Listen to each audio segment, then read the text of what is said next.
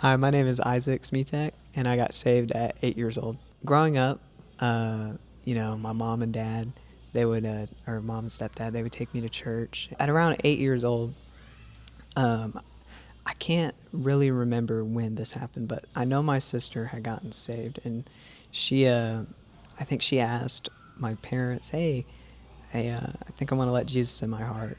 And I was like, well, why can't I do the same thing? I remember it very vividly. We were in my room and we prayed it, and I just felt happy. It was a good feeling. I couldn't really understand it at the time. All I could say was, I feel joyful, I feel happy. My life had been changed from that moment on. And, I grew up, just slowly knowing who the Lord is and how He's going to work in my life. But every other week, I would go to my dad and my stepmom's house, and we would go there for the weekend. Um, they they divorced when I was around 10 years old, and when they divorced, it didn't.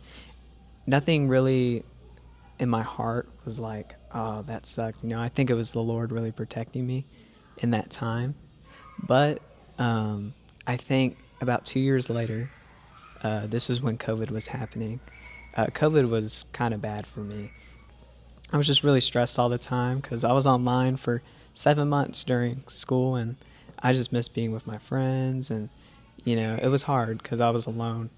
But at that time, my, my stepdad and my mom, they started doing Bible readings every night. And eventually we read the whole Bible in a year. I felt this feeling. It was probably from the Lord, where it was like, you need to read this every year. And so I asked Jeff, hey, can you print me out that yearly Bible thing? And he printed it out for me. And ever since then, I've just been reading it every year.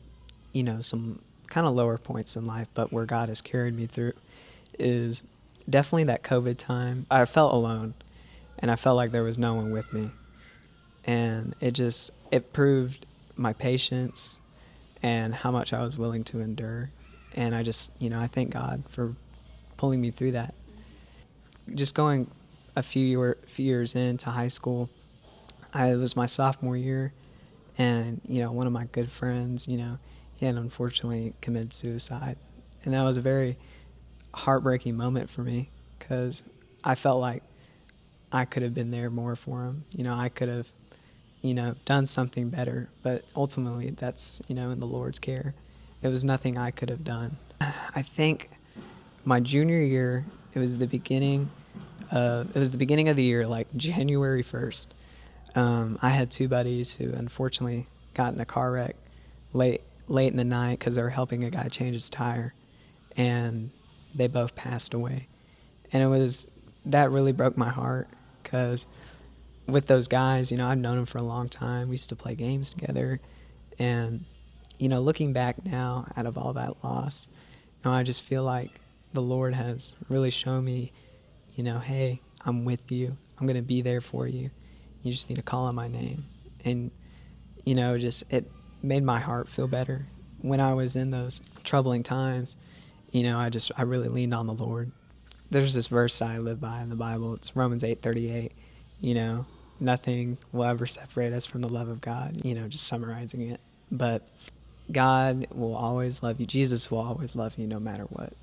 You could do the most worst and egregious thing possible, but Jesus died for you, and He wants you to live eternally with Him forever.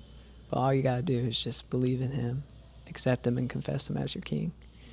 And, some advice I would say is just be patient. Some things take time, and it takes courage to do things. And, it can be hard when things aren't going your way because you want it to be now. But sometimes we just have to step back and let Jesus take care of it.